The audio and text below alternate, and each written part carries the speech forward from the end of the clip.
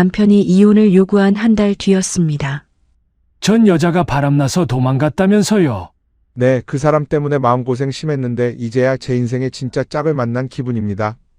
전처 수진의 손에 들려있던 반찬통이 바닥에 떨어졌어요. 의사 시험에서 또 떨어졌다며 며칠을 곡기 끊고 흐느끼던 전 남편이 단정한 정장을 차려입고 다른 여자와 그녀의 부모 앞에서 환하게 웃고 있었지요. 10년을 새벽마다 손에 굳은 살 박혀가며 그 사람 학비를 댄 수지는 그 자리에서 바람나서 도망간 여자가 되어 있었습니다. 그날 밤 골목에서 수진이 전 남편을 붙잡자 그는 차갑게 손을 뿌리치며 이렇게 말했어요. 증거 있어? 네가 자발적으로 도장 찍었잖아. 수진은 그 자리에 주저앉아 한참을 남편의 등을 바라보았어요. 그러고는 가만히 마음에 새겼습니다. 당신이 가장 높이 올라갔을 때 제가 가장 처참하게 끌어내려 드릴게요.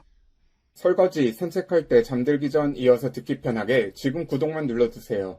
우리네 드라마 극장이 다음 편을 자동으로 챙겨드립니다. 그러면 오늘의 이야기 시작합니다. 도시의 불빛이 하나둘 꺼져가는 늦은 밤, 변두리 골목 끝. 작은 인테리어 사무실 한 곳만이 형광등 불빛을 흘리고 있었습니다. 그 안쪽 책상에는 한수진이 등을 구부린 채 도면 위로 머리를 박고 있었어요.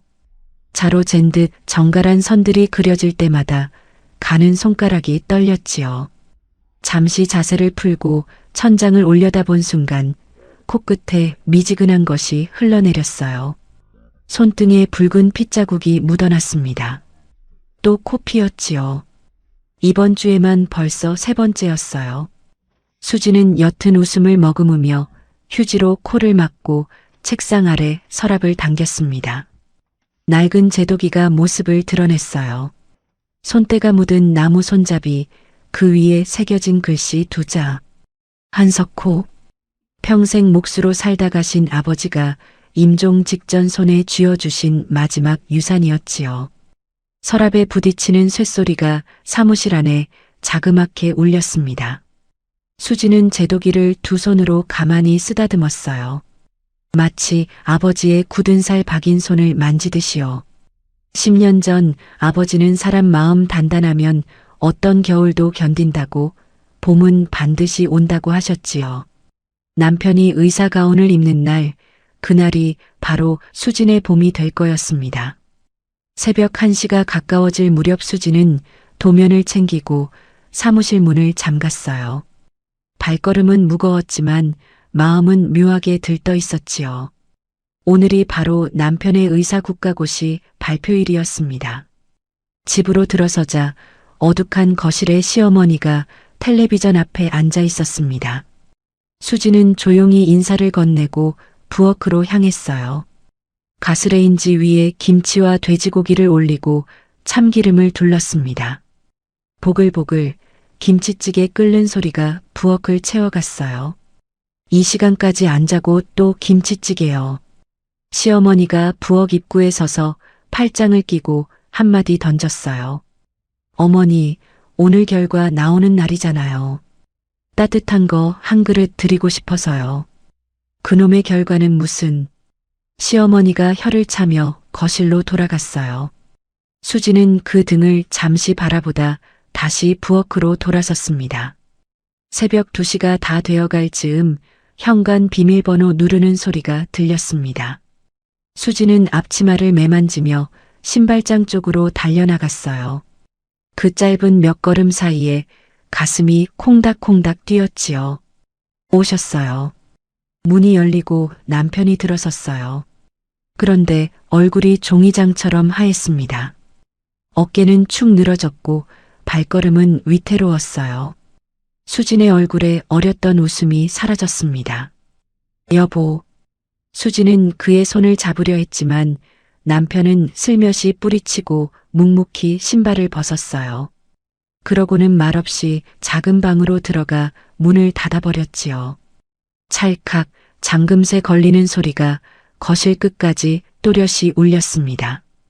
방 안에서 둔탁한 소리가 들렸어요. 무언가가 벽을 치는 소리. 한 번, 2번, 3번. 그러더니 짐승이 우는 듯한 낮고 처절한 흐느낌이 새어나왔지요. 또 안 됐어. 또 떨어졌다고. 남편의 갈라진 목소리가 문틈으로 흘러나왔어요. 수지는 무릎이 풀리듯 그 자리에 주저앉았습니다. 가슴 한가운데가 텅 비어버린 느낌이었어요. 10년이었지요. 꼬박 10년.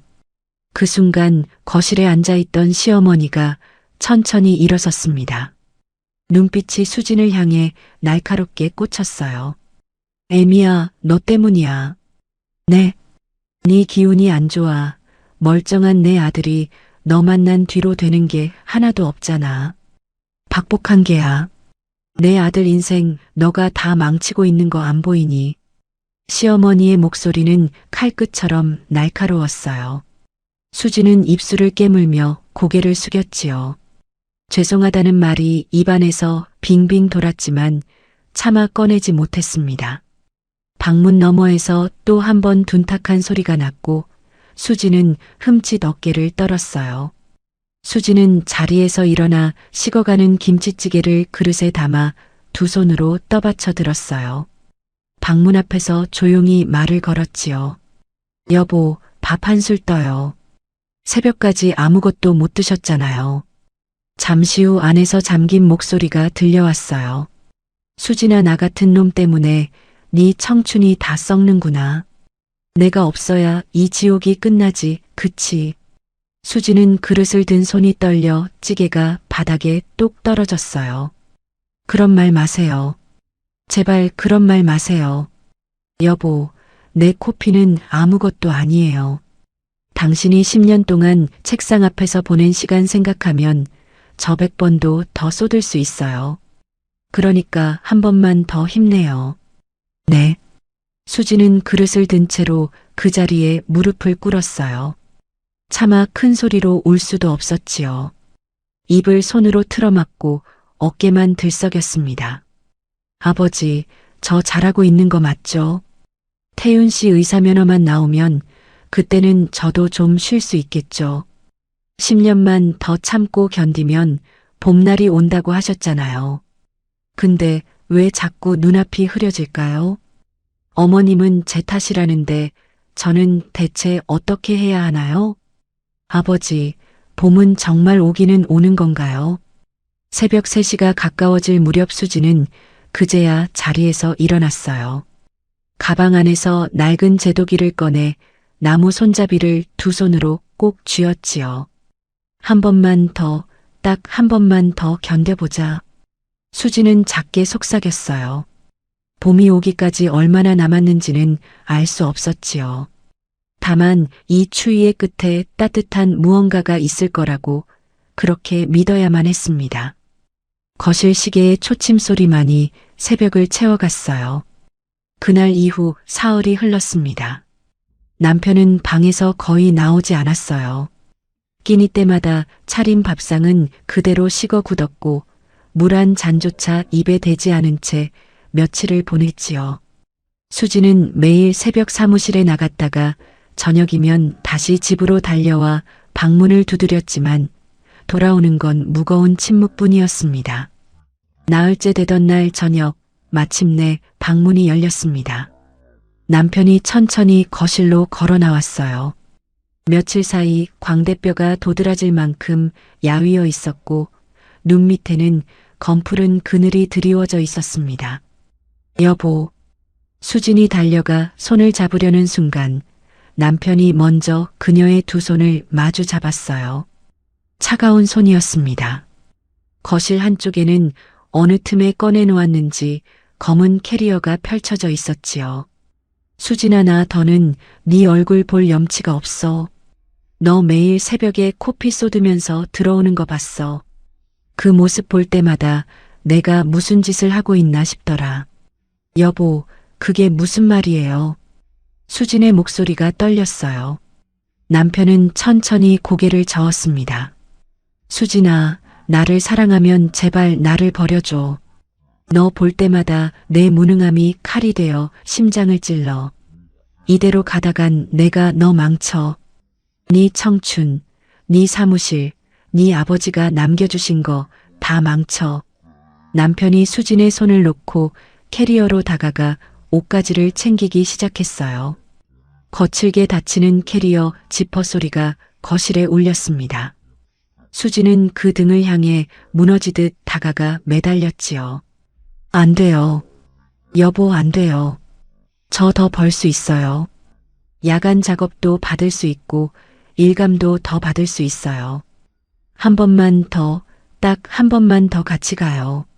수지는 그의 셔츠 자락을 두 손으로 움켜쥐고 흐느꼈어요.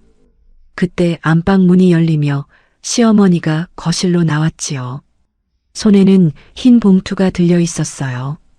시어머니는 봉투를 거실 탁자 위에 탁 소리나게 내려놓았습니다.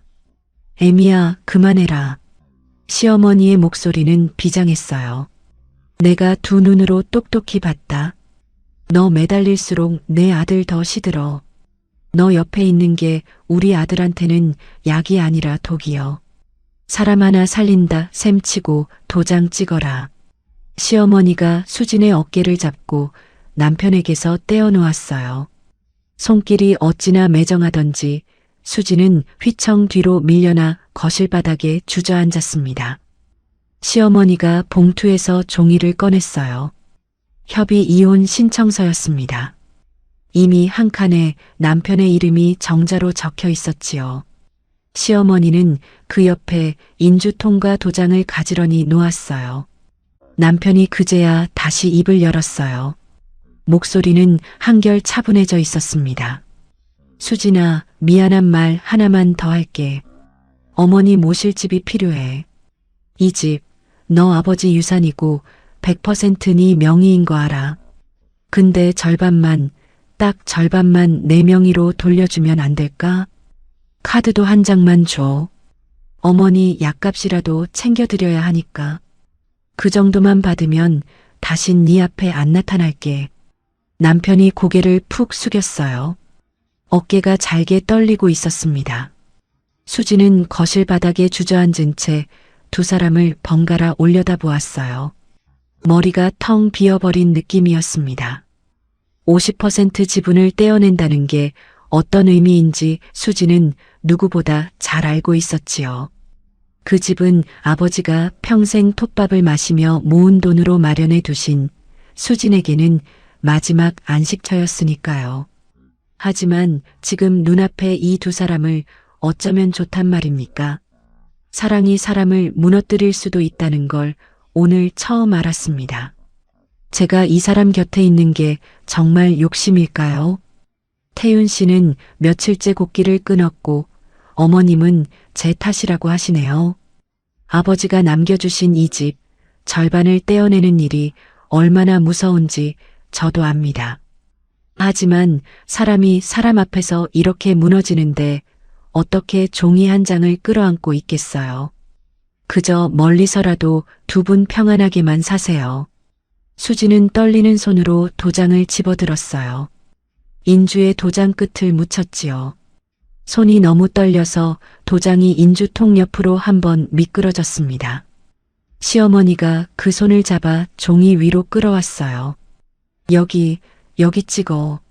수지는 눈을 질끈 감고 종이 위에 도장을 꾹 눌렀어요. 톡 가벼운 소리가 거실에 울렸지요. 그 작은 소리가 수진의 귀에는 천둥처럼 들렸습니다. 도장을 찍고 나자 손에서 힘이 빠져 도장이 바닥으로 툭 떨어졌어요. 또르르 굴러가 식탁 다리 옆에서 멈췄지요. 수지는 그 도장을 멍하니 바라보다가 지갑에서 카드 한 장을 꺼내 탁자 위에 올려놓았습니다. 이 카드 한도 넉넉해요. 어머니 약간 모자라지 않으실 거예요. 수진의 목소리는 이상하리만치 차분했어요. 마치 자기 몸에서 떨어져 나간 다른 사람의 목소리 같았지요. 시어머니가 재빨리 카드를 집어 봉투에 챙겨 넣었습니다. 수진아, 정말 미안해. 그리고 고마워. 남편의 입에서 그 말이 흘러나오는 순간 수지는 묘한 울림이 귓가에 스치는 걸 느꼈어요. 분명 슬픈 말인데 어딘가 가벼운 음색이었지요. 그러나 그 작은 위화감을 곧 떨쳐냈습니다. 며칠 굶은 사람 목소리가 다 그러려니 다독였어요. 수지는 천천히 자리에서 일어났습니다. 옷장에서 여행 가방 하나를 꺼내 옷가지 몇 벌과 세면도구만 챙겨 넣었어요. 아버지의 제도기와 일기장이 든 상자도 꼭 가슴에 안았지요. 집을 절반이나 떼어들인 마당에 어머니가 머무르실 곳까지 빼앗는 건 사람 도리가 아니라고 생각했어요. 당분간 사무실 한켠 작은 골방에서 지내면 될 일이었지요. 여보, 어머님, 두 분 편히 계세요. 저는 사무실 쪽에 잠깐 머물 때가 있어요. 수진의 목소리는 떨리지 않으려 애써 가다듬은 것이었어요. 시어머니는 대답 대신 고개만 까딱했고 남편은 그제야 시선을 들어 수진을 바라보았지요. 그 눈빛이 묘하게 안도하는 듯도 했고 어딘가 미안해하는 듯도 했습니다. 수진은 그 눈빛을 마지막까지 미안함으로만 읽고 싶었어요. 여행 가방 바퀴 소리와 함께 수진은 천천히 현관으로 향했습니다. 신발을 신으려 허리를 굽히는데 10년 동안 매일 드나들던 그 현관이 오늘따라 어찌나 낯설게 느껴지던지요. 문을 열기 직전 수진은 잠시 멈춰서서 거실을 돌아보았어요. 식탁 다리 옆에 떨어져 있는 도장이 인주가 묻은 채 그대로 멈춰 있었지요. 그 작은 붉은 자국이 마치 무언가가 떨어져 나간 흔적처럼 보였습니다. 문이 닫히고 차가운 바깥 공기가 수진의 얼굴에 와닿는 순간 수진은 그 자리에 잠시 멈춰 서서 가방 손잡이를 꼭 쥐었어요. 가슴 한가운데가 텅 비어 바람이 그대로 통과하는 것 같았지요. 아버지 집에서 자기 발로 걸어 나오는 밤이 올 줄은 정말 꿈에도 몰랐습니다. 그 밤 수진은 사무실 골방으로 돌아왔습니다. 평소 자재를 쌓아두던 작은 방이었지요. 한켠에 접이식 침대를 펴고 그 위에 가만히 걸터 앉았어요. 가슴에 안고 온 낡은 상자를 무릎 위에 올려놓고 한참을 그렇게 내려다보았습니다. 상자 안에는 아버지의 손때가 묻은 일기장 2권, 누렇게 바랜 사진 몇 장, 그리고 작은 인장 하나가 들어 있었어요. 아버지가 살아계셨다면 오늘 같은 밤에 뭐라고 하셨을까요? 수지는 떨리는 손으로 일기장을 펼쳤습니다. 종이에서 오래된 책장 냄새가 은은하게 풍겨 나왔지요. 그 냄새를 맡는 순간 수진의 눈가가 시큰해졌습니다. 기억은 10수년 전 그날로 거슬러 올라갔어요. 수진이 24살이던 해 대학 졸업반 봄날이었지요. 그때 수진은 학교 근처 작은 인테리어 사무실에서 아르바이트를 하며 학비를 벌고 있었습니다. 같은 학교 의예과 후배였던 태훈이 매일 사무실 앞 벤치에서 수진을 기다리곤 했어요. 손에는 늘 컵라면 2개와 따뜻한 캔커피가 들려 있었지요. 수진 누나, 오늘도 늦었네요. 라면 다 식기 전에 빨리 와요. 태윤의 그 환한 웃음이 그땐 그렇게 다정해 보였어요. 수진은 사무실 작업복 차림 그대로 벤치에 앉아 컵라면 뚜껑을 열었고 두 사람은 김이 모락모락 피어오르는 라면을 후후 불어가며 나눠 먹었습니다. 차가운 봄바람 속에서 두 사람 사이로 피어오르던 그 따뜻한 김. 누나, 내가 의사만 되면 누나 손에 물 한 방울 안 묻히게 해줄게. 누나 아버님 인장도 내가 평생 지켜드릴게. 누나 인테리어 일도 내가 든든하게 받쳐줄게. 약속해. 태윤은 그렇게 말하며 수진의 거친 손을 가만히 잡아주었어요. 손바닥에 박힌 굳은 살을 손가락으로 살살 만지면서요. 수진은 그 손길에 가슴이 뭉클해져 고개를 끄덕였습니다. 이 사람이라면, 이 선량한 청년이라면 평생을 같이 해도 좋겠다고 생각했지요. 그러나 그해 가을, 아버지가 갑작스레 쓰러지셨어요. 폐 깊숙한 곳까지 톱밥이 들어차 있다는 진단이었습니다. 평생을 몫으로 사신 분이 결국 그 톱밥 때문에 무너지신 거였지요. 수진이 병상을 지키던 마지막 밤, 아버지는 야윈 손으로 수진의 손목을 잡으셨어요. 수진아, 이 집 문서랑 인장 너 줄게. 아버지가 평생 모은 거다. 너 머리 누일 때 하나는 있어야 한다고 그 생각 하나로 이만큼 모았어. 절대 함부로 흘려보내지 마라. 알겠지? 수진은 아버지의 손을 두 손으로 감싸쥐었습니다. 아빠, 나 태윤 씨 믿어. 저 사람 선량하잖아. 내가 조금만 더 고생하면 우리 다 행복해질 수 있어. 걱정 마, 아빠.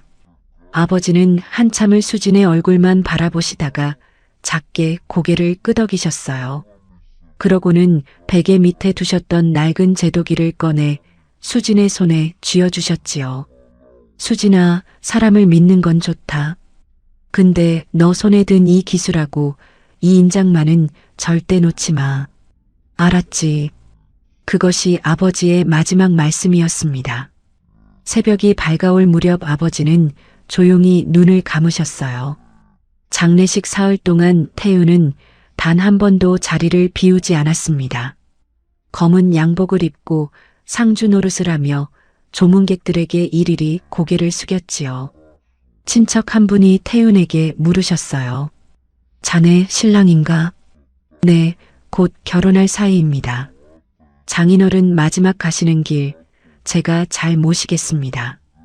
태윤의 그 말이 수진의 귀에 그렇게 든든하게 들렸어요. 빈소 한켠에 주저앉아 흐느끼는 수진의 등을 토닥이며 태윤이 속삭였습니다. 누나, 이제 내가 누나 가족이야. 아버님 몫까지 내가 다 할게. 장례를 치르고 한 달 뒤 두 사람은 작은 결혼식을 올렸어요. 신혼집은 아버지가 남겨주신 그 작은 아파트였습니다. 결혼하자마자 태윤은 의사 국가고시 준비를 시작했고 수진은 인테리어 사무실 일을 계속했지요. 그러나 그 길은 처음부터 험난했습니다. 태윤이 책상 앞에 앉아 있는 동안 수진은 현장에서 거친 일들을 도맡았어요. 새벽이면 자재 창고에서 무거운 합판을 옮겼고 한낮에는 직접 드릴을 들고 벽에 구멍을 뚫었지요. 거친 드릴 소리에 귀가 멍해질 때까지요. 어떤 날은 페인트통을 짊어지고 5층 계단을 10번도 넘게 오르내렸어요. 손톱 밑에는 늘 시멘트 가루가 끼어 있었고 손바닥에는 어느새 굳은 살이 두텁게 박혔습니다. 그래도 수지는 힘들다는 말 한마디를 입 밖에 내지 않았어요. 태윤이 시험 준비에 집중할 수 있도록 매일 도시락을 싸들고 독서실까지 직접 가져다 주었지요. 태윤은 첫 시험에서 떨어졌어요. 두 번째도 세 번째도 떨어졌습니다.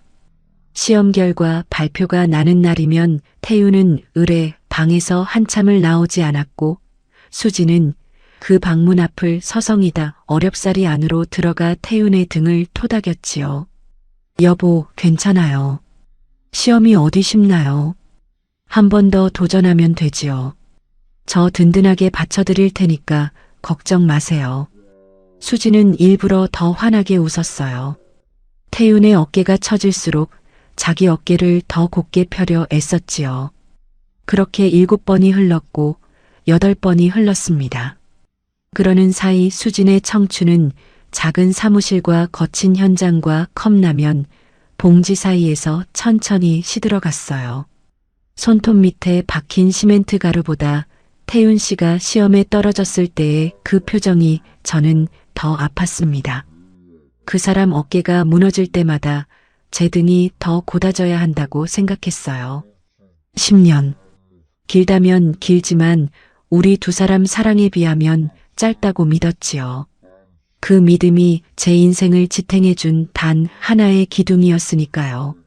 아버지가 남겨주신 이 집, 이 인장, 이 기술이 결국 우리 두 사람 행복을 위한 거라고 그렇게 믿었습니다.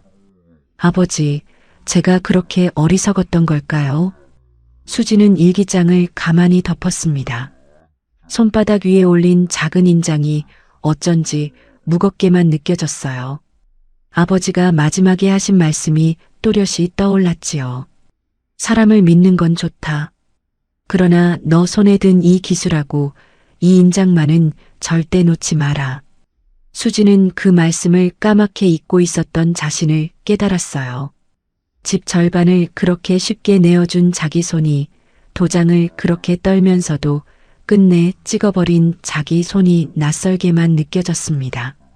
거실에는 새벽 공기가 무겁게 내려앉고 있었어요.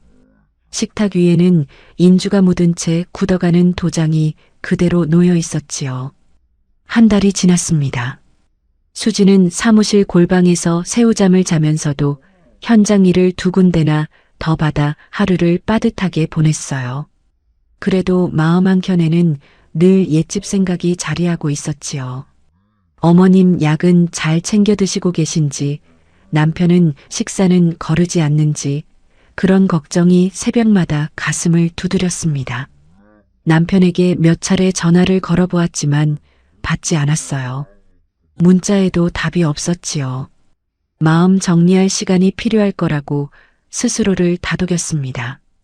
그러던 어느 토요일 저녁 수지는 시장에 들러 멸치볶음과 무나물, 어머님이 잘 드시던 도라지 무침까지 정성껏 만들어 통에 담았어요. 그 통들을 보자기에 싸들고 옛집으로 향했지요. 골목 어귀에 들어선 순간 수지는 걸음을 잠시 멈췄어요. 집 앞에 낯선 차 한 대가 세워져 있었지요. 검은색의 윤이 반들반들 흐르는 외제차였습니다. 누구 차일까? 손님이 오셨나? 그런 생각을 하며 수지는 천천히 다가갔어요. 현관 앞에 서서 손을 들어 초인종을 누르려는 찰나 문 너머에서 사람들의 웃음소리가 새어나왔어요. 한두 사람이 아닌 듯 했지요. 그리고 그 사이로 무언가가 톡하고 터지는 경쾌한 소리가 들렸습니다. 샴페인 코르크 마개가 빠지는 소리였어요. 짤랑, 짤랑, 잔이 부딪히는 맑은 금속음이 그 뒤를 이었지요. 수지는 보자기를 든 손이 멈칫했습니다. 어머님이 손님을 부르신 모양인가. 잠시 망설이던 수지는 도어록 위에 손가락을 올렸습니다. 익숙한 번호 6자리를 눌렀지요. 띠리릭 가벼운 소리와 함께 잠금쇠가 풀렸어요. 여전히 비밀번호를 바꾸지 않았네. 그 사실이 서글프면서도 안도가 되었어요. 이 집이 아직 자기 영역이라는 작은 증거 같았지요. 수지는 살그머니 문을 밀고 안으로 들어섰습니다. 신발 벗는 자리 한쪽에 처음 보는 검은 구두 2켤레와 굽 높은 여자 구두 1켤레가 가지런히 놓여 있었어요. 수진의 가슴이 까닭 모르게 두근거리기 시작했습니다. 거실 쪽에서 흘러나오는 목소리들이 한층 또렷해졌어요. 수지는 보자기를 가슴에 안은 채 거실로 이어지는 짧은 복도 끝에 멈춰 섰습니다. 그러고는 살짝 고개를 내밀어 거실 안을 들여다보았지요. 그 순간 수지는 자기 두 눈을 의심했습니다. 거실 한가운데에 남편이 서 있었어요. 그것도 단정한 짙은 회색 정장 차림으로요. 와이셔츠 깃은 빳빳하게 다림질이 되어 있었고 머리에는 윤이 흐르는 포마드까지 발려 있었지요. 한 달 동안 잠도 못 자고 식음도 끊었다던 그 사람이 맞나 싶을 만큼 혈색이 좋았어요. 그 옆에는 단아한 원피스 차림의 젊은 여자가 다정하게 팔짱을 끼고 서 있었습니다. 맞은편 소파에는 점잖아 보이는 중년 부부가 환하게 웃고 있었지요. 부부 중 남자분이 잔을 들어 올리며 호탕하게 웃었어요. 자, 우리 임 선생. 턱거리긴 해도 합격은 합격이지. 내 딸 윤서랑 잘해봐. 이제 고생 끝이야. 수진의 머리가 텅 비어버렸습니다. 임 선생, 합격, 턱걸이. 그 단어들이 하나하나 머릿속에서 굴러떨어졌지요. 남편이 잔을 마주들며 환하게 웃었어요. 그 웃음이 어찌나 자연스럽고 능청스럽던지요. 감사합니다, 아버님. 그전 여자 때문에 마음고생 심했는데 이제야 제 인생의 진정한 짝을 만난 기분입니다. 윤서 씨한테 평생 잘하겠습니다. 남편이 옆에 선 여자의 어깨를 부드럽게 감쌌어요. 그 손길이 어찌나 익숙해 보이던지요. 전 여자가 바람나서 도망갔다면서요. 임 선생 같은 분을 두고 어쩜 그런 사람이 다 있는지. 여자의 어머니로 보이는 분이 안타까운 표정으로 거들었지요. 남편이 잠시 눈을 내리깔며 슬픈 표정을 지어 보였습니다. 제 부족함이지요. 그래도 이제는 다 지난 일입니다. 수진의 손에서 보자기가 미끄러져 떨어졌어요. 통들이 굴러나오며 둔탁한 소리를 냈지요. 통 하나가 깨지며 멸치볶음이 바닥에 흩어졌습니다. 비릿하고 짭조름한 냄새가 복도를 채워갔어요. 내 귀가 잘못된 걸까요? 저 사람이 지금 정장을 입고 있어요. 턱걸이 합격이라뇨. 그럼 한 달 전 그 발표 날에 이미 결과를 알고 있었단 말입니까? 시험에 떨어졌다며 방 안에서 흐느끼던 그 사람이, 며칠을 곡기를 끊었다던 그 사람이 지금 정장을 입고 술잔을 들고 있어요. 바람나서 도망간 여자라뇨. 그게 저라는 겁니까? 10년을 새벽마다 코피 쏟으며 저 사람 입에 들어갈 도시락을 싸들고 다닌 제가 말입니까? 아버님이 남기신 집 절반까지 떼어드린 제가, 거주할 자리까지 비워드린 제가 바람나서 도망간 여자라뇨. 이게 도대체 무슨 일이냐고요. 거실 안에서 또 한 번 잔 부딪히는 소리가 났어요. 깔깔거리는 웃음소리가 그 뒤를 따랐지요.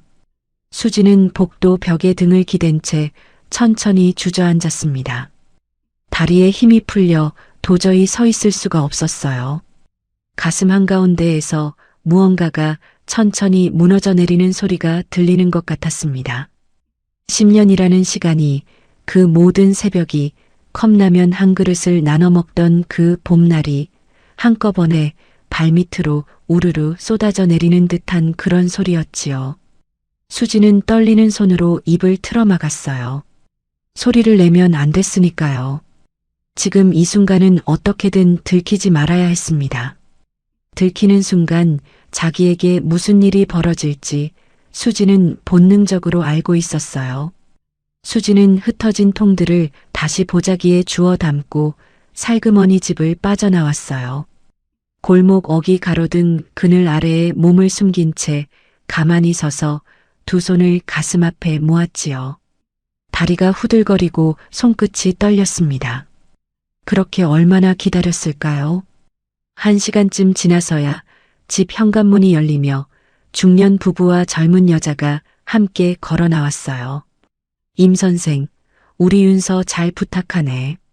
네, 아버님. 들어가십시오. 태윤이 현관 앞에서 깍듯이 허리를 굽혔어요. 세 사람이 검은 외제차에 올라 골목을 빠져나가는 모습을 수지는 어둠 속에서 지켜보았지요. 차가 모퉁이를 돌아 시야에서 사라진 순간 수지는 보자기를 발치에 내려놓고 천천히 집 앞으로 걸어 나갔습니다. 태윤은 현관 앞에 서 있었어요. 여보. 수진의 목소리에 태윤이 흠찍 고개를 들었습니다. 잠깐 그의 눈빛이 흔들렸어요. 그러나 곧 익숙한 미소를 입가에 띠며 천천히 걸어 나왔지요. 그 모습이 또렷이 보이자 수진의 안에서 무언가가 와르르 무너졌습니다. 수진은 달려가 태윤의 코트깃을 두 손으로 움켜쥐었어요. 너 사람 맞니? 합격했으면서 왜 떨어졌다고 거짓말을 했어? 왜 며칠을 굶는 신용까지 했어? 내가 네 학비 대느라 청춘을 다 바쳤는데 합격 사실 숨기고 날 버려? 어떻게 그래? 어떻게 그럴 수가 있어? 수진의 목소리가 골목 안에 갈라져 흩어졌어요. 태윤은 그 손을 차갑게 뿌리쳤습니다. 코트 자락이 사르락 소리를 내며 펴졌지요. 증거 있어? 합격 알고 있었다는 증거. 내가 너한테 사기쳤다는 증거. 너 그날 자발적으로 도장 찍었어. 집 절반도 네 발로 넘겼고 카드도 네가 줬어. 이제 와서 무슨 헛소리야. 태윤의 말투는 너무도 침착해서 오히려 무서웠어요. 수지는 휘청 뒤로 한 걸음 물러섰습니다. 그때 현관 안쪽에서 또각또각 구두 굽소리가 울리며 그 젊은 여자가 다시 모습을 드러냈지요. 여보, 깜빡하고 핸드폰을 두고 가서. 누구세요? 윤서가 수진을 보고 멈춰 섰어요. 태윤이 재빨리 윤서 쪽으로 다가가 그녀의 손을 잡았지요. 윤서 씨, 신경 쓰지 마. 저 여자야. 내가 말했던 그 전 여자. 나 고시생 때 다른 남자랑 눈 맞아서 도망간 여자가 이제 와서 내 면허 보고 다시 매달리는 거야. 돈 뜯어내려고. 수지는 그 자리에 얼어붙었습니다. 태윤 씨, 그게 무슨 말이에요? 내가 언제. 마. 윤서 씨 보는 앞에서도 이렇게 들러붙는다니까. 한 달째 사무실 근처에서 어슬렁거리고 협박 문자 보내고. 태윤의 입에서 거짓말이 흘러나오는데 어찌나 자연스럽던지 수지는 자기가 정말 그런 짓을 한 건 아닌가 의심이 들 정도였어요. 윤서가 미간을 찌푸리며 한 걸음 다가왔습니다. 저기요, 정말 이러지 마세요.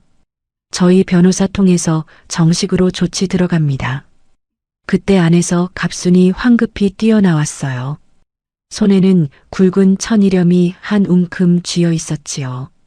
이게 누가 와서 우리 아들 잡고 있어. 부정하게 이혼한 전처가 어디서 다시 기어들어와. 우리 아들 운수 막힌다, 막혀. 갑순이 소금을 수진의 얼굴을 향해 휙 뿌렸어요. 거친 소금알이 수진의 이마와 뺨에 따끔하게 박혔지요. 한 알갱이가 눈 안으로 들어갔습니다.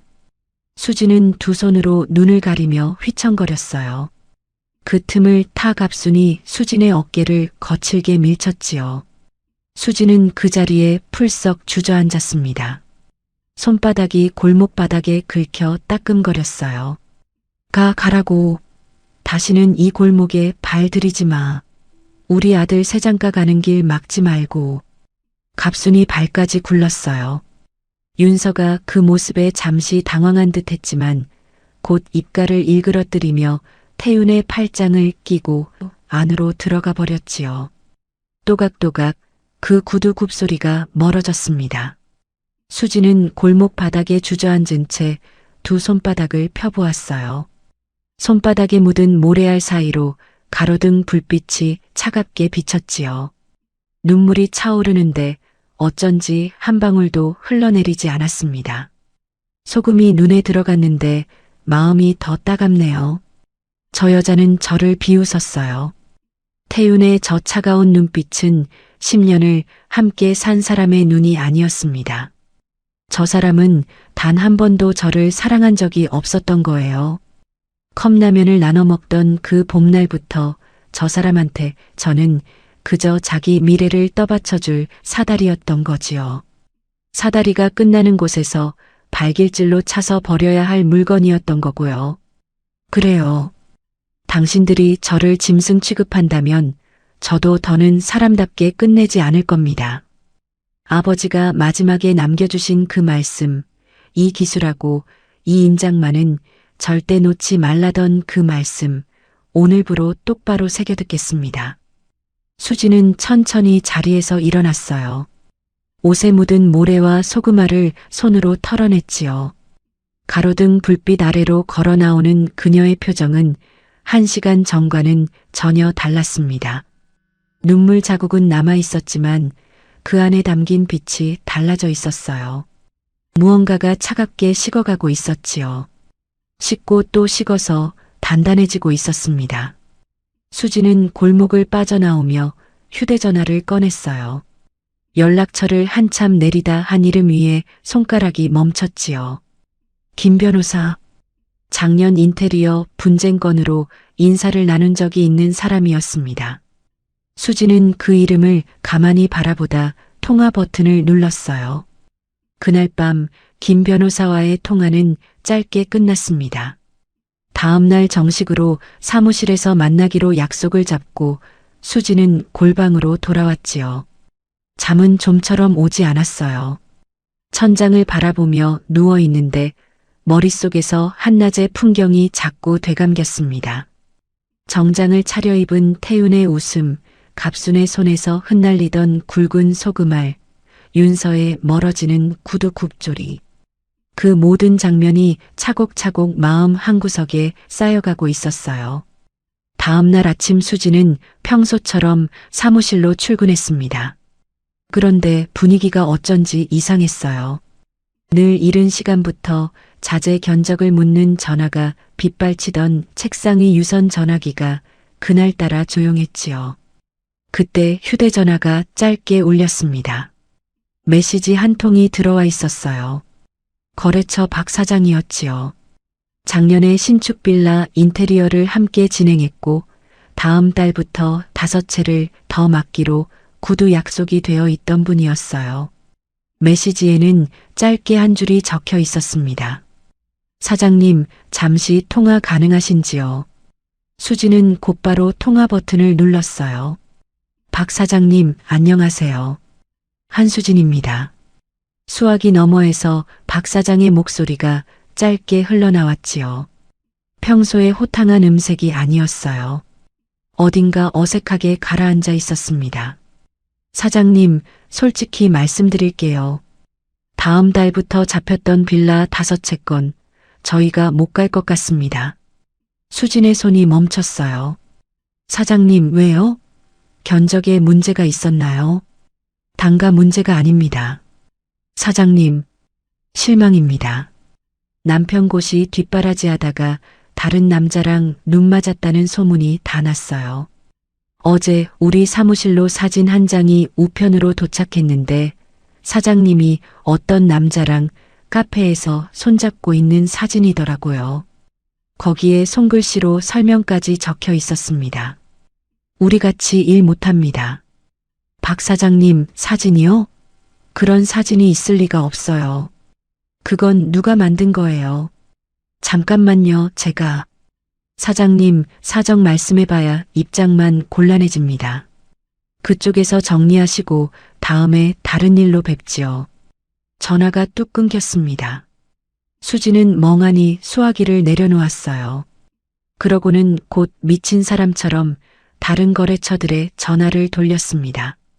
받지 않거나 받더라도 거의 같은 이야기였지요. 익명의 우편물이 사무실에 도착했다.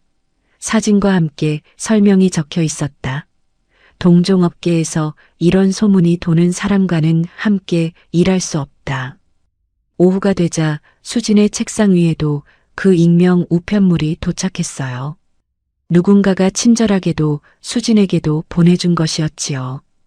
봉투 안에는 사진 한 장이 들어 있었는데 사진 속 여자는 분명 수진의 옆모습이었지만 옆에 앉아있는 남자는 한 번도 본 적 없는 사람이었습니다. 누가 봐도 합성이 어설펐어요. 하지만 잘 모르는 사람이 처음 보기에는 충분히 속을 만한 사진이었지요. 이런 식이구나. 수지는 작게 중얼거렸어요. 사진 뒷장에는 손글씨로 짧은 문장이 적혀 있었습니다. 남편을 버리고 다른 남자와 살림 차린 여자, 인테리어 맡기지 마세요. 글씨체에 묘하게 갑순의 손글씨 흔적이 비쳤지요. 수지는 그 사진을 책상 서랍 안에 가지런히 넣어두었습니다. 증거 1번이라고 마음에 새겨두었지요. 그 시각 옛집 거실에서는 태윤이 윤서의 어깨에 얼굴을 묻고 흐느끼고 있었어요. 어찌나 진심 어린 흐느낌인지 윤서마저 가슴이 뭉클해질 정도였지요. 윤서 씨, 그 여자 진짜 무서워. 어제 그 일 있은 뒤에도 사무실 근처로 또 찾아왔어. 협박 문자도 계속 와. 태윤이 그렁그렁한 눈으로 윤서를 올려다보았어요. 윤서가 그의 등을 가만히 토닥였습니다. 태윤 씨, 걱정 마세요. 제가 정리할게요. 그쪽이 그렇게 나오면 저도 가만 안 있어요.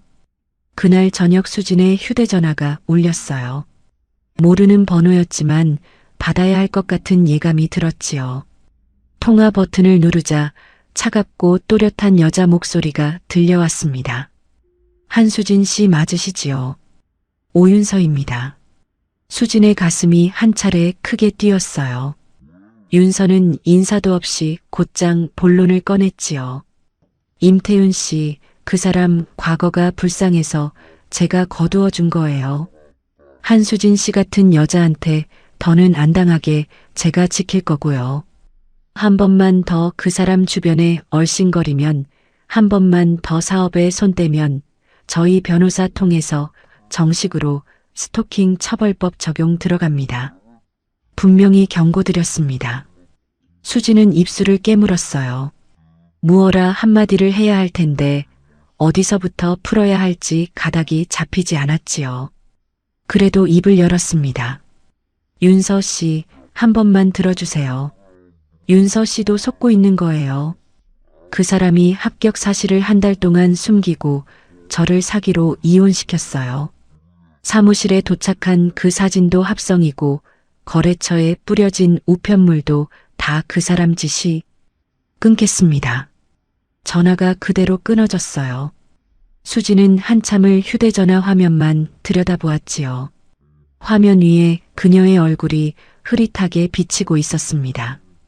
이마와 뺨에 어제 골목에서 긁힌 자국이 아직 남아 있었어요.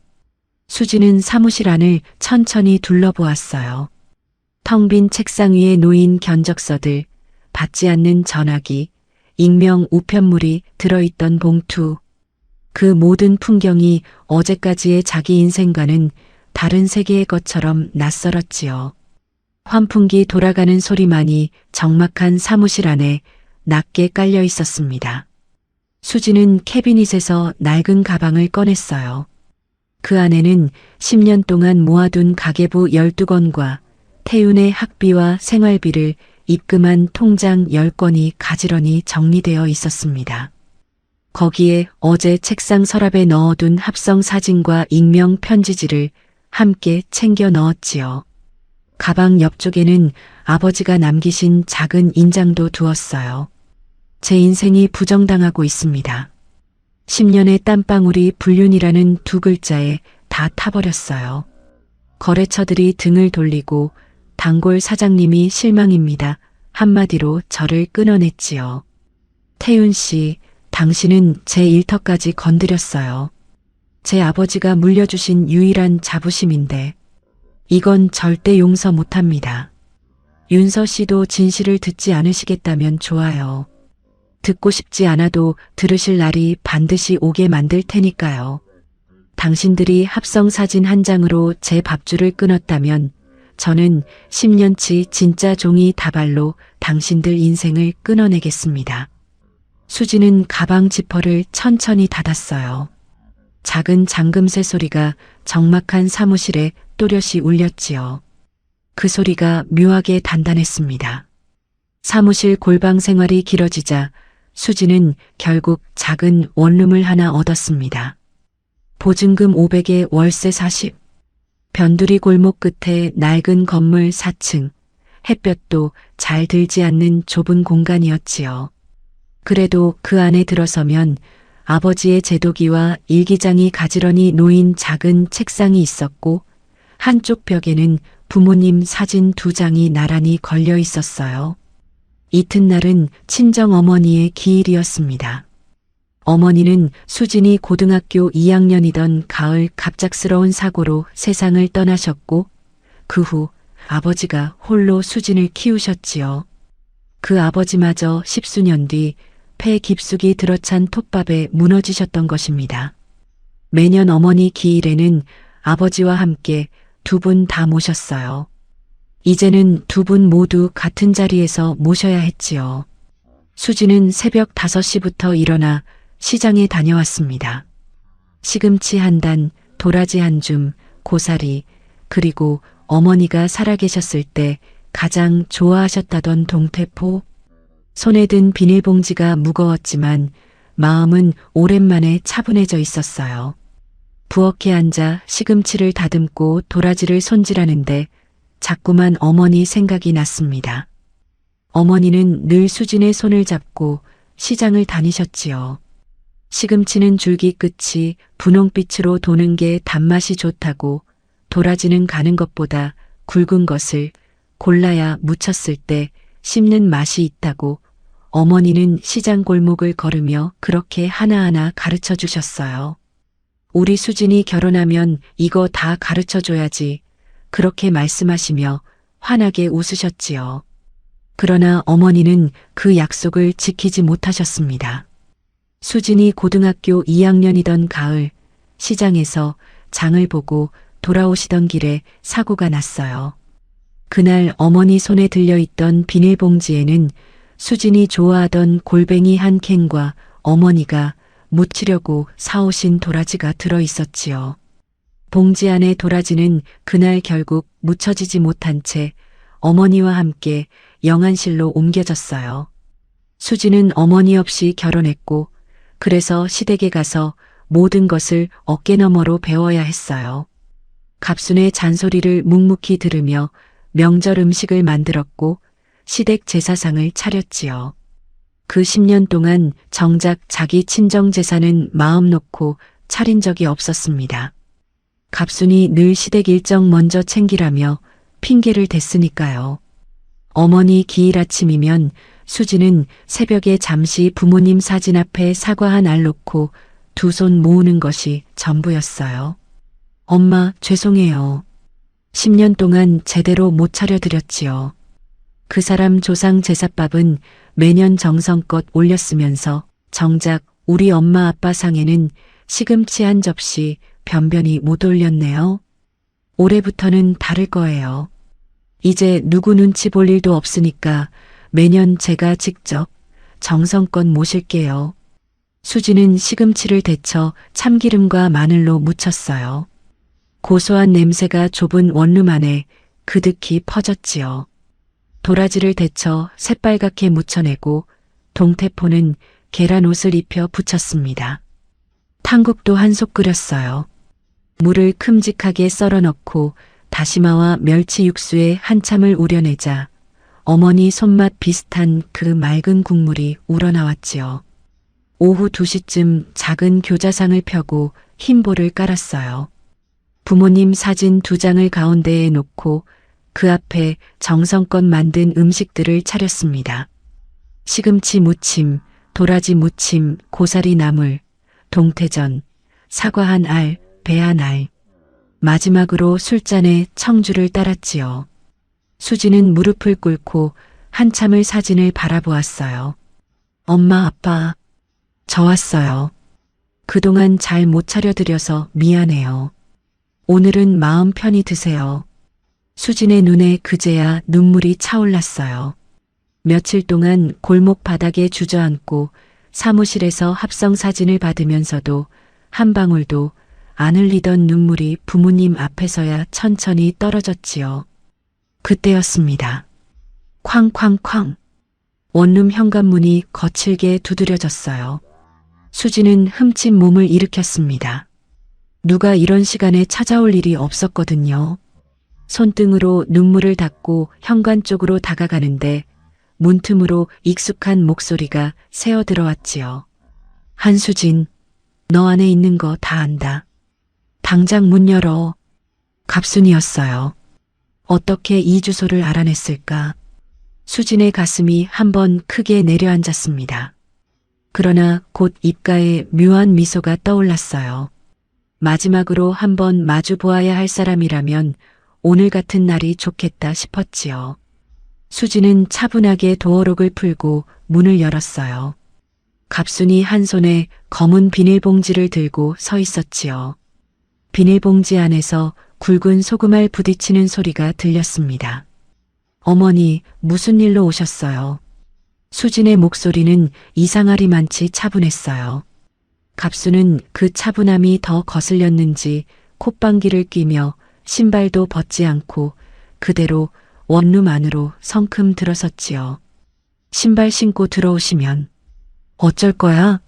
어디서 부정한 여자애가 시어미한테 큰 소리야. 갑순이 원룸 안을 빠르게 둘러보다 교자상 위 제사 음식을 발견했어요. 두 사람 영정 사진과 정갈하게 차려진 나물들.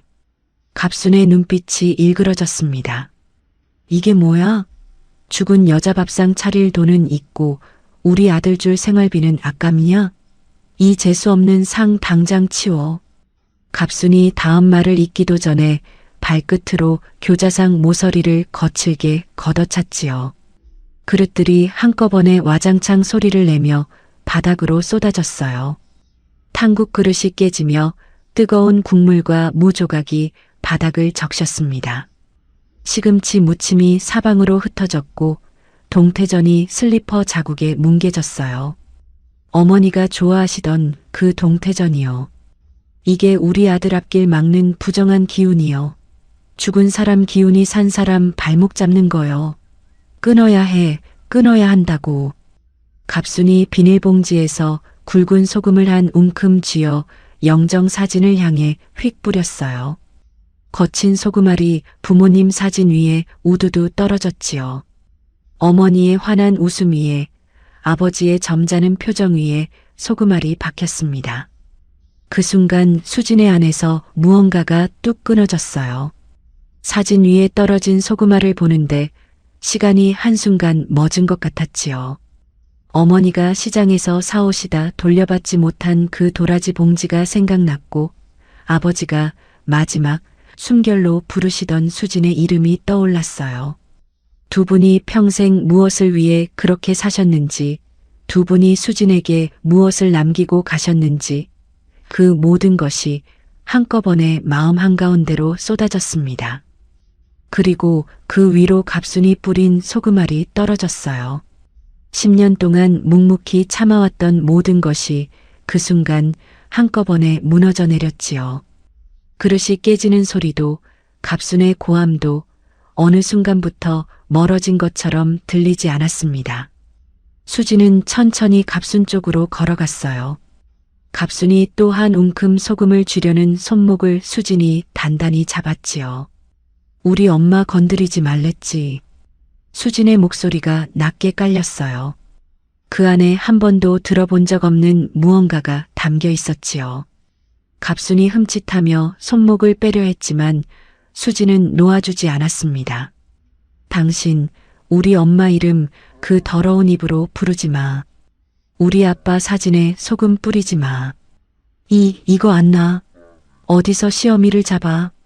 갑순이 손목을 거칠게 흔들어 빼더니 무언가 묘책이라도 떠오른 듯 그 자리에서 휘청하며 바닥에 풀썩 주저앉았어요.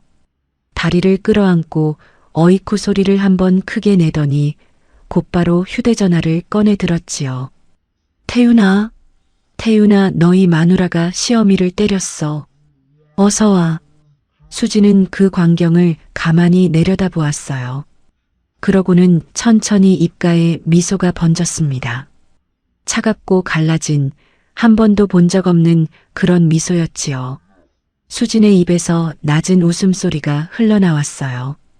그 웃음소리가 깨진 그릇들 사이에 묘하게 어울렸습니다. 마음껏 하세요. 부러진 척, 맞은 척. 다 하세요. 수진의 차분한 목소리에 갑순이 오히려 당황한 표정을 지었어요. 휴대전화를 든 손이 잠깐 멈췄지요. 며느리가 자기를 밀쳤다며 다리가 부러진 것 같다며.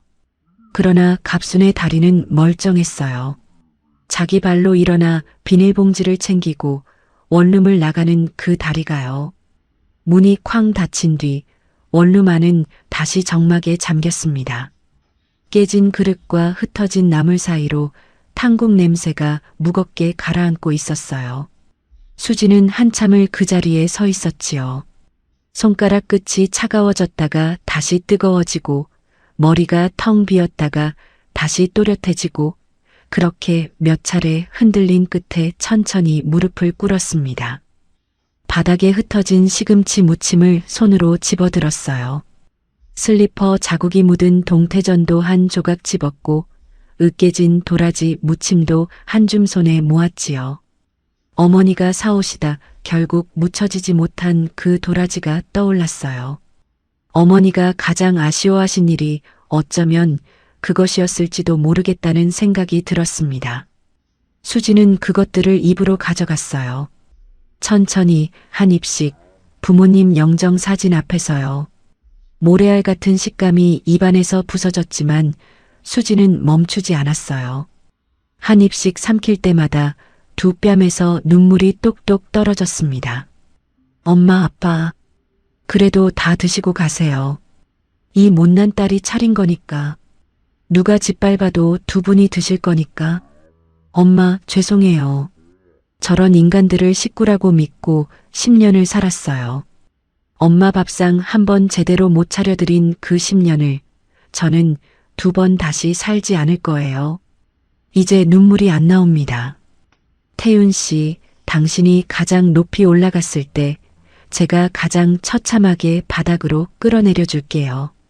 당신들이 우리 엄마 영정에 소금을 뿌렸어요. 그 하나란 알을 제가 당신들 인생 위에 똑같이 뿌려드리겠습니다. 수지는 손에 묻은 음식 부스러기를 천천히 닦아내고 자리에서 일어났어요. 가방 안에서 휴대전화를 꺼내 김 변호사의 번호를 찾았지요. 신호가 2번 가기 전에 상대편이 받았어요. 변호사님, 한수진입니다. 약속하신 그 자료들 이제 다 준비됐어요. 그리고 한 가지 더 부탁드릴 게 생겼습니다. 오윤서 씨라는 분 연락처를 좀 알아봐 주세요. 수진의 목소리는 더 이상 떨리지 않았어요. 통화를 끝내고 휴대전화를 책상 위에 내려놓는 그녀의 손이 단단했지요. 영정 사진 위에 떨어진 소금알 몇 개가 부모님의 환한 웃음 위에 그대로 남아 있었어요. 수지는 그 소금알을 손가락으로 가만히 하나하나 집어내며 작게 속삭였습니다. 엄마, 아빠, 이제 시작이에요. 기일 다음 날 아침 수지는 김 변호사에게서 짧은 문자를 받았습니다. 윤서의 연락처가 적혀 있었어요. 변호사가 어떤 경로로 알아냈는지는 묻지 않았지요. 그 번호를 한참 들여다보던 수지는 입술을 한번 깨물고 메시지 창을 열었습니다. 손가락이 자판 위에 잠시 머물렀어요. 어떤 말로 시작해야 윤서가 듣게 될까? 어떤 한 문장이어야 그녀의 마음을 한 번이라도 멈출 수 있을까? 수지는 짧게 적었습니다.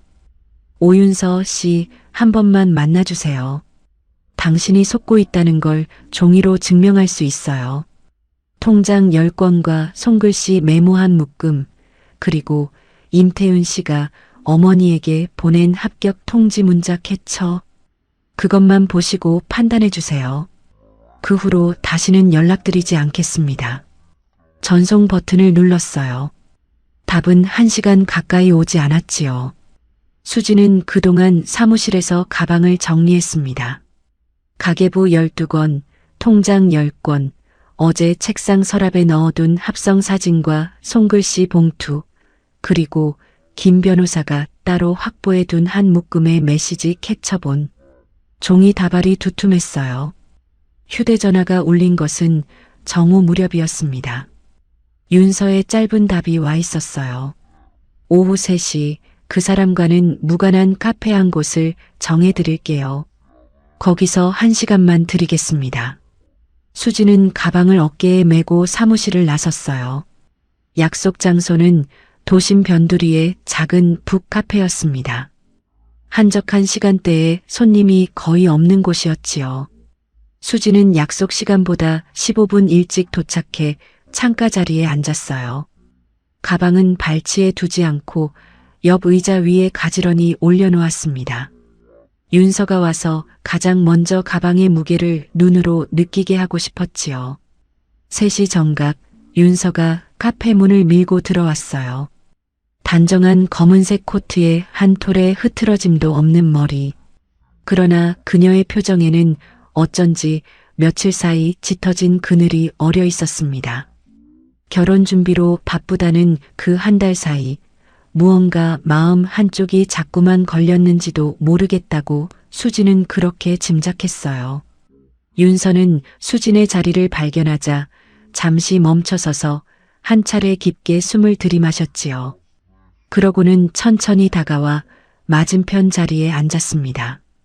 그녀의 시선이 한 번 옆 의자 위에 놓인 가방으로 옮겨갔다가 다시 수진의 얼굴로 돌아왔어요. 오신다고 해주셔서 감사합니다. 오윤서 씨. 수진의 목소리는 차분했어요. 윤서는 곧장 본론을 꺼냈지요. 종이로 증명할 수 있다고 하셨지요. 보여주세요. 사실이면 사실대로, 거짓이면 거짓대로 제가 받아들이겠습니다. 1시간 안에 끝내주시면 좋겠어요. 네. 그러지요.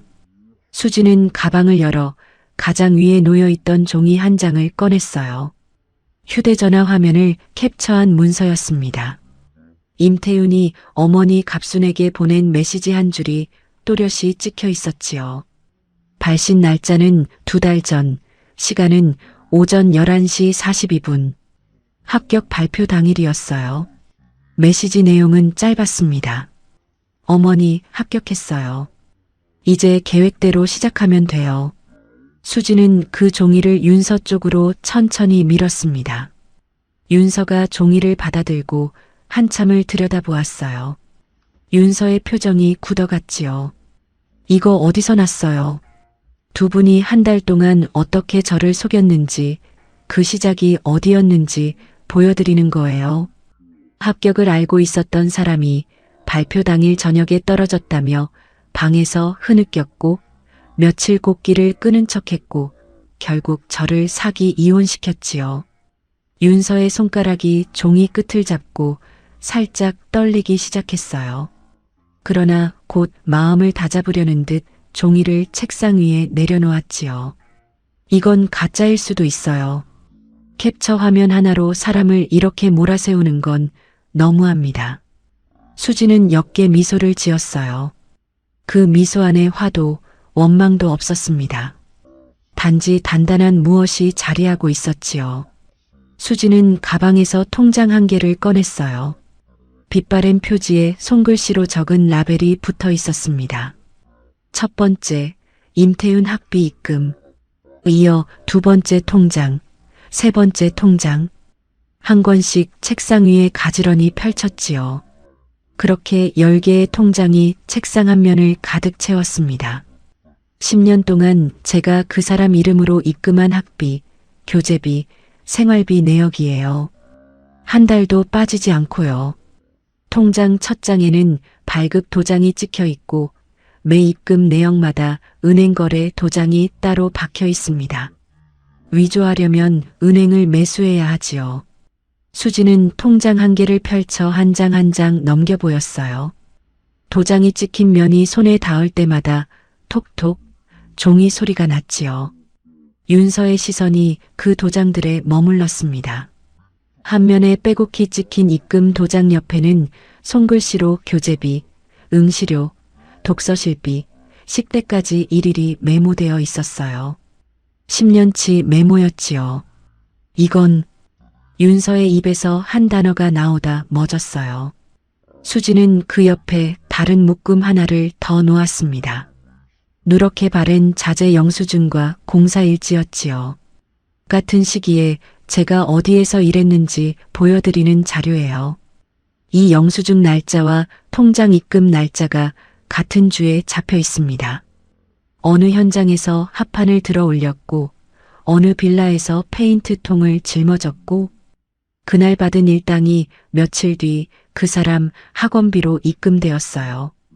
그렇게 10년이요. 윤서가 천천히 통장 한 개를 집어들었어요. 손가락 끝이 미세하게 떨리고 있었지요.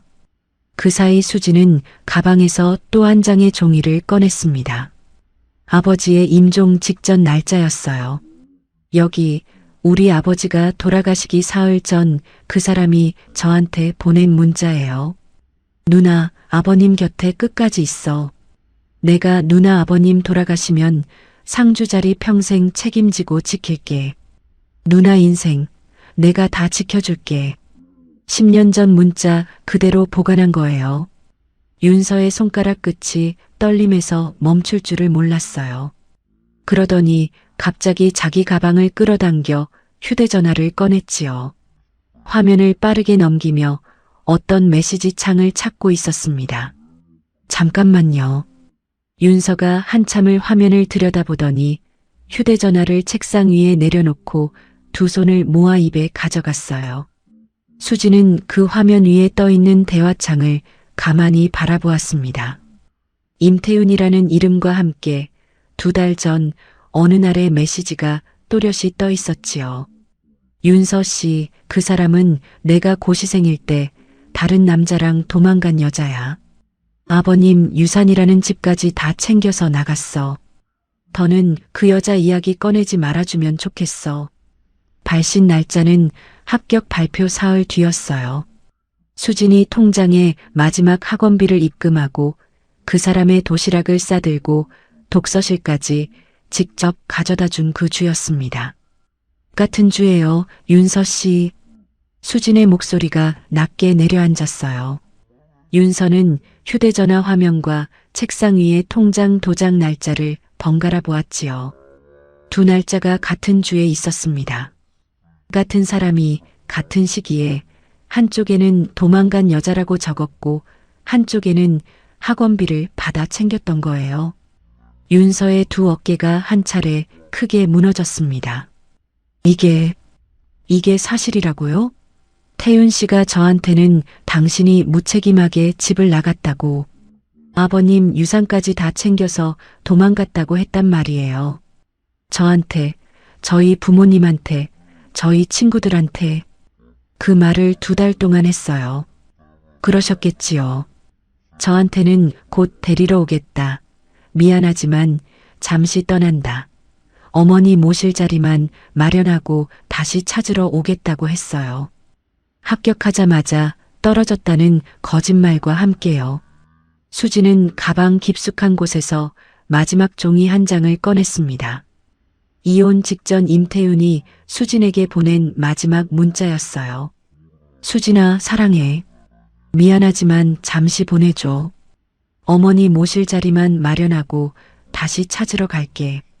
그때까지만 견뎌줘. 발신 날짜는 합격 발표 다음 날이었지요. 윤서의 손이 떨림을 멈추지 못했어요. 휴대전화 화면을 들여다보던 그녀의 눈에서 굵은 눈물이 똑 떨어졌습니다. 윤서는 그 눈물을 닦지도 않은 채 한참을 책상 위 종이들을 바라보았어요. 통장 10개, 영수증 묶음, 아버지 임종 직전의 문자, 그리고 이혼 직전의 마지막 메시지. 윤서 씨의 흔들리는 눈동자를 보니 이제야 살 것 같습니다. 녹취록 따위는 필요 없었어요. 제 굳은 살 박힌 손과 이 낡은 통장들이 가장 확실한 증거니까요. 태윤 씨, 당신이 10년 동안 세운 그 모래성이 무너지는 소리가 들리시나요? 윤서 씨의 손이 떨리는 그 진동만큼 당신의 인생도 흔들리고 있을 거예요. 저는 한순간도 거짓을 만든 적이 없어요. 진짜 종이, 진짜 도장, 진짜 굳은 살. 이것뿐이었지요. 그래서 무너지지 않을 겁니다. 오윤서 씨, 당신이 사랑하는 그 남자는 10년 동안 제 청춘과 골수를 빨아먹고 산 사람이에요. 자, 여기 보세요. 제 손가락 마디마디 굵어진 만큼 그 사람 통장에 꽂아준 돈들이지요. 수지는 자기 손을 책상 위에 가만히 펴 보였습니다. 거친 손바닥과 굵어진 손가락 마디가 카페의 노란 조명 아래에서 또렷이 드러났어요. 그 손바닥 옆에 펼쳐진 통장 도장들이 그 10년을 또박또박 적어두고 있었지요. 윤서가 천천히 손을 뻗어 수진의 손등 위에 자기 손을 살짝 올려놓았어요. 단정한 손톱 끝이 미세하게 떨리고 있었지요. 한수진 씨, 죄송합니다. 정말 죄송합니다. 제가 한 달 전 그 골목에서 한수진 씨한테 했던 말, 통화로 했던 협박, 저희 변호사 통해서 보낸 경고장, 그 모든 게 제가 만든 게 아니에요. 그 사람이 만든 거예요. 제가 그 사람 꼭두각시로 살았던 거예요. 이제 아셨으니까 됐어요. 수지는 자기 손 위에 올라온 윤서의 손을 가만히 마주 잡았습니다. 두 손이 책상 위 통장들 사이에서 한번 단단히 맞물렸어요. 그 짧은 순간 두 사람은 적대적 관계에서 무엇인가 다른 관계로 옮겨가고 있었지요. 오윤서 씨, 한 가지만 부탁드려도 될까요? 무엇이든요. 그 사람 다음 주에 첫 출근이지요. 그 자리에 윤서 씨도 아버님도 함께 계셔주세요. 저도 변호사와 함께 그 자리에 갈 거예요. 더는 어디서도 그 사람이 그 면허로 살아가지 못하게요. 윤서가 천천히 고개를 끄덕였어요. 두 뺨에는 여전히 눈물이 흐르고 있었지만 그 안에 담긴 빛이 한순간 단단해져 있었습니다. 윤서는 책상 위에 펼쳐진 통장 한 개를 천천히 자기 쪽으로 끌어왔어요. 그러고는 마지막 명까지 손가락으로 한 장 한 장 짚어가며 끝까지 살폈지요. 10년이라는 세월이 그 손가락 끝에서 천천히 지나갔습니다. 카페 창밖으로 늦은 오후의 햇살이 비스듬히 내려앉고 있었어요. 그날 아침 태우는 평소보다 1시간이나 일찍 일어났습니다. 욕실 거울 앞에 서서 한참을 자기 얼굴을 들여다보았지요. 검은 정장에 흰 와이셔츠, 단정한 넥타이까지 맸어요. 거울 속에 비친 자기 모습이 그렇게 만족스러울 수가 없었지요. 옆에서 갑순이 흐뭇하게 그 모습을 지켜보았습니다. 우리 아들, 이게 다 이 어미 덕이요. 잘 다녀와라. 첫 출근 잘하고.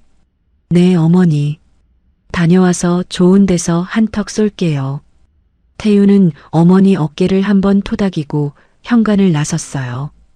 윤서가 보낸 차를 타고 가는 그 길 위에서 태유는 휴대전화로 자기 이름을 검색해 보았습니다. 임태윤 의사. 어딘가에 곧 자기 이름이 정식으로 올라갈 거라는 생각에 입가가 자꾸 풀어졌지요. 병원 로비에 들어선 시각은 오전 8시 반이었어요.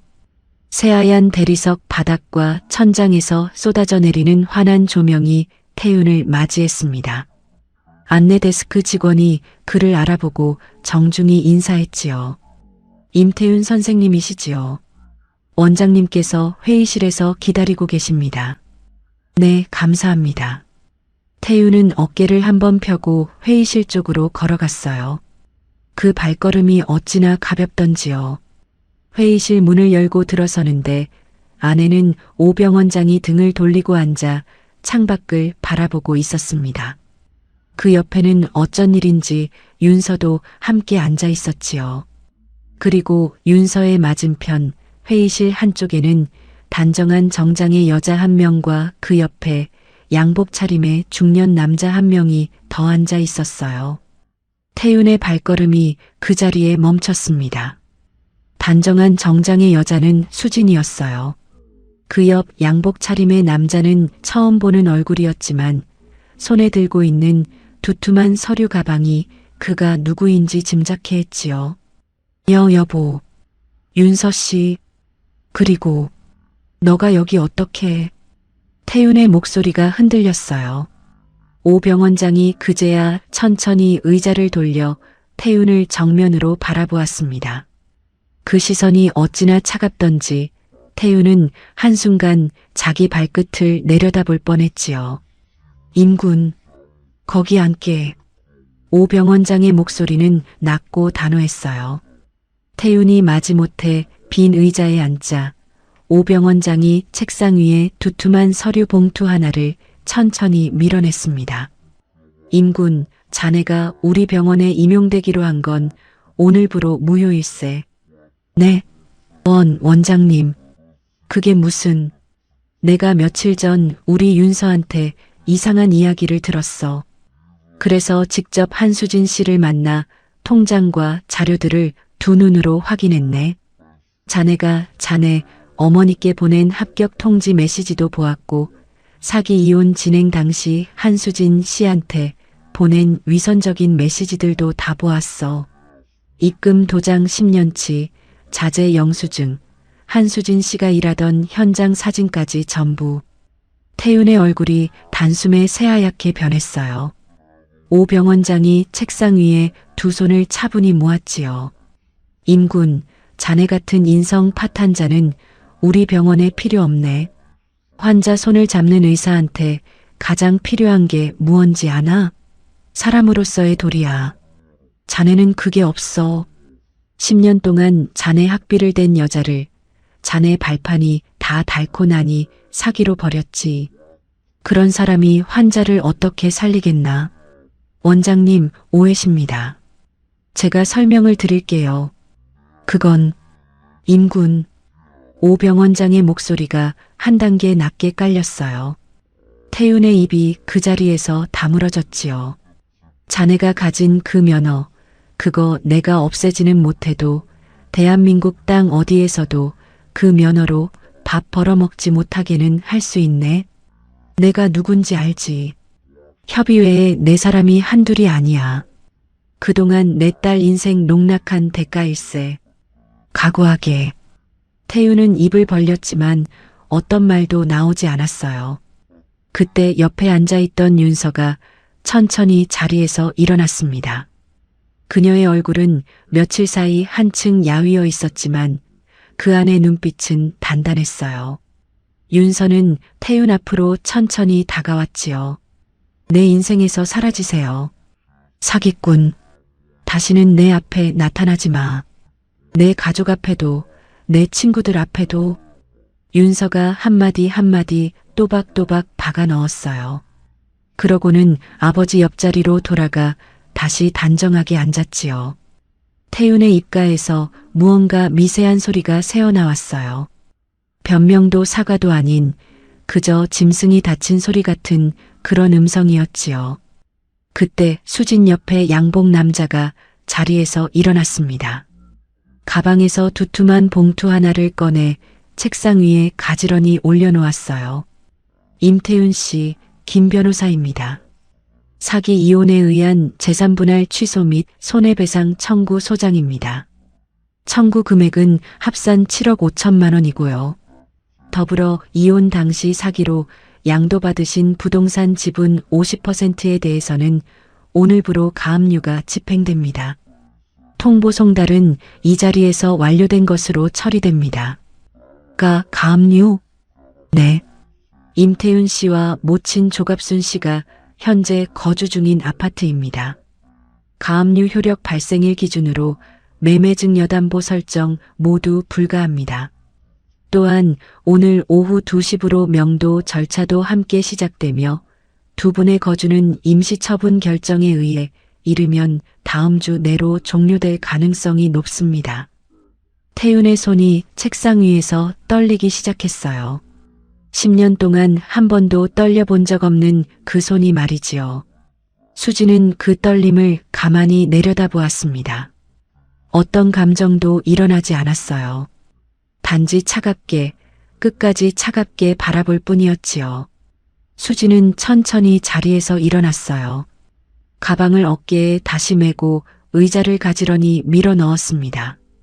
회의실을 나서기 전 태윤 쪽으로 한번 시선을 던졌지요.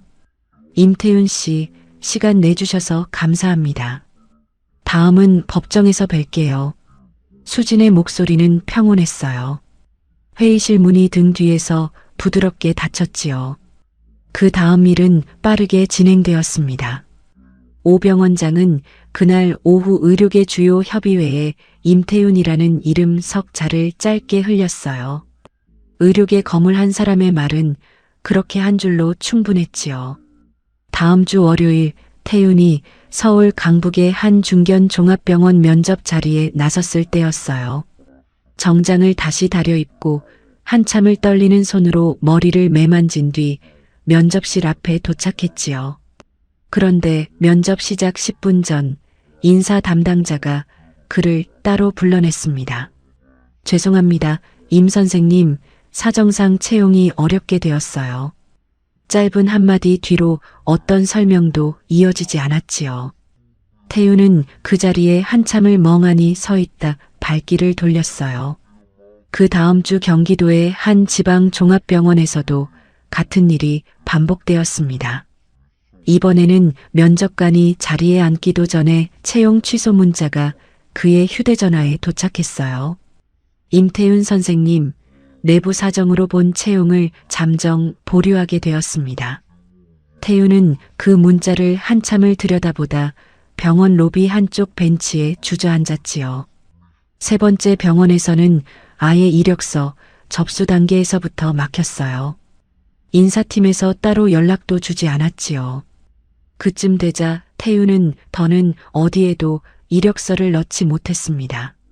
가압류 집행 당일 갑순과 태우는 짐도 제대로 챙기지 못한 채 아파트에서 쫓겨났습니다. 집행관이 두 사람에게 통보 서류를 건넸고 그 자리에서 도어록 비밀번호가 바뀌었어요.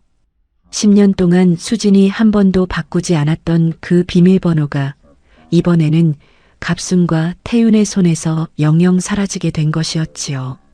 갑순이 집 앞 길바닥에 주저앉아 통곡했어요. 아끼던 한복 보따리와 알록달록한 가방 몇 개가 그녀의 발치에 흩어져 있었습니다. 동네 사람들이 멀찍이 서서 그 광경을 지켜보았어요. 갑순이 어디서 새 며느리한테 들으셨는지 모를 거친 표현을 늘어놓으며 동네 사람들 앞에서 추태를 부렸지요. 그러나 누구 하나 그녀의 편을 들어주는 사람은 없었어요. 골목 끝 슈퍼 사장이 작게 혀를 차며 안으로 들어가 버렸고 옆 빌라 할머니 한 분은 고개를 절레절레 흔들며 자기 집 문을 닫았습니다. 수지는 김 변호사 사무실 창가에 서서 그 풍경을 보고받았습니다. 사기 이혼 재산분할 취소 소송과 손해배상 청구도 빠르게 진행되어 태윤이 받았던 부동산 지분 50%가 환수되었고 그가 가지고 있던 통장 잔고와 적금도 모두 손해배상금으로 처분되었어요. 의사 면허 종이 한 장 외에는 그에게 남은 것이 없었지요. 며칠 뒤 태윤이 수진의 사무실 앞에 나타났습니다. 며칠 면도도 못한 얼굴에 야윈 어깨로요. 수진이 사무실 문을 열자 그가 그 자리에 풀썩 무릎을 꿇었어요. 여보, 수진아, 내가 잠깐 미쳤었어. 정말 미쳤었어. 제발 소송만은 취하해줘. 나 의사잖아. 면허 있잖아. 한 번만 기회를 주면 내가 다 갚을게. 이자까지 다 갚을 거야. 태윤의 목소리가 갈라졌어요. 수지는 사무실 문턱에 선 채 한참을 그를 내려다보았지요. 무릎 꿇은 당신의 모습이 참 작아 보이네요. 10년 동안 제가 우러러봤던 그 남자가 맞나 싶을 정도로요. 당신이 그토록 원하던 의사 면허, 그래요. 이제 그 종이장이나 평생 가슴에 품고 사세요. 당신이 시험에 떨어졌다며 며칠 곡기를 끊는 신용을 했을 때 저는 그날 밤 사무실에서 2시까지 도면을 가리고 있었어요. 코피를 닦으면서요. 그런 제가 지금 당신의 사과를 받아줄 거라고 생각하셨나요? 죄송하지만 저는 이제 사람을 너무 늦게 알아본 사람이 아니에요. 사람을 정확히 알아보는 사람이지요. 당신이 무릎 꿇는다고 10년치 새벽이 돌아오지는 않습니다. 수지는 천천히 입을 열었어요. 임태윤 씨 변호사를 통해서 정식으로 답변 드리겠습니다. 사무실 앞은 사적 면담 장소가 아니에요. 일어나서 돌아가 주세요. 한 번만 더 이렇게 찾아오시면 영업 방해로 신고하겠습니다. 수지는 사무실 문을 닫았어요. 안에서 도어록 잠기는 소리가 또렷이 울렸지요. 문 너머에서 태윤이 무어라 한참을 외치고 있었지만 수지는 더는 듣지 않았습니다. 책상 앞에 앉아두면 한 장을 펼쳤어요. 다음 주에 들어갈 작은 카페 리모델링 도면이었지요. 새로 들어온 일감이었습니다. 수진의 손이 자를 따라 천천히 선을 그렸어요. 그 손가락은 더는 떨리지 않았지요. 도면 위에 그어지는 한 줄 한 줄의 선이 그날따라 유난히 또렷했습니다. 봄이었습니다. 베란다 창 너머로 햇살이 따뜻하게 쏟아져 들어오는 봄날이었지요. 수지는 아버지의 낡은 제도기로 직접 설계한 거실을 천천히 둘러보았어요. 원목 마루에서는 향긋한 나무 냄새가 은은하게 올라왔고 한쪽 벽에는 부모님 사진 2장이 단정한 액자 안에 가지런히 걸려 있었습니다. 어머니의 환한 웃음과 아버지의 점잖은 표정 위에 봄 햇살이 비스듬히 내려앉았어요. 가압류 집행 이후 100% 자기 명의로 회복된 이 집을 수지는 2달에 걸쳐 자기 손으로 다시 매만졌습니다. 부엌 싱크대는 자연스러운 나뭇결의 원목으로 바꾸었고 거실 한쪽에는 아버지가 남기신 제도기를 올려놓을 작은 책상을 짜 넣었지요. 이 집은 이제 한수진이라는 사람이 사는 한수진의 집이었습니다. 띵동, 현관 초인종 소리에 수진이 미소를 머금고 문을 열었어요. 단정한 베이지색 코트 차림의 윤서가 작은 화분 하나를 2손에 들고 서 있었지요. 수진 씨, 집들이 선물이에요. 들어가도 될까요? 네, 어서 오세요. 2 여자는 거실 창가의 작은 원목 테이블에 마주 앉았습니다. 수진이 따뜻한 보리차를 잔에 따랐어요. 찻잔이 부딪히는 맑은 소리가 봄 햇살 사이로 잔잔히 울렸지요. 윤서가 잠시 잔을 만지작거리다 입을 열었습니다. 수진 씨, 한 번 더 사과드리고 싶어서 왔어요. 그때 골목에서 했던 말, 통화 협박. 다 다시 떠올려도 부끄러워요. 윤서 씨, 사과하지 마세요. 우리 둘 다 그 사람 연극에 속았던 피해자일 뿐이니까요. 이제 우리 행복해지기만 해요. 수진의 목소리는 부드러웠어요. 윤서가 살짝 고개를 끄덕이며 옅게 미소를 지었지요. 2 사람 사이에 어색한 거리감은 더는 없었습니다. 며칠 전에는 박 사장이 수진의 사무실로 직접 찾아왔습니다. 두툼한 종이 가방에 떡 한 상자를 들고요. 사무실 문 앞에서 한참을 망설이다 들어선 그는 수진 앞에서 깊게 허리를 숙였지요. 사장님, 그때 제가 잘못 들었어요. 합성 사진 하나에 10년 거래를 끄는 제가 부끄럽습니다. 다음 달 빌라 5채 그대로 부탁드려도 될까요? 박 사장은 그 뒤로 동종업계 사장들에게 진실을 전했고 한 사람씩 수진의 사무실로 다시 발길을 옮겨왔어요. 사무실은 봄이 오기 전에 다시 일감이 차오르기 시작했지요. 성실한 만큼은 누구도 흉내 못 낸다는 소문이 업계에 천천히 퍼져갔습니다. 그 시각 도시 변두리 어느 시장 골목 끝 작은 단칸방에서는 갑순과 태윤이 마주 앉아 서로를 탓하고 있었어요. 의사 면허 한 장만 손에 든 채 갈 곳을 잃은 2 사람이었지요. 갑순이 며느리 한 번 잘 골랐어야지 하며 태윤을 원망했고 태윤은 어머니가 그날 소금을 뿌리지 않았어야 한다며 갑순을 탓했어요. 좁은 방 안에 그 다툼만이 오갔지요. 그 이름들은 이제 2 사람의 봄날에 어울리지 않는 단어들이었지요.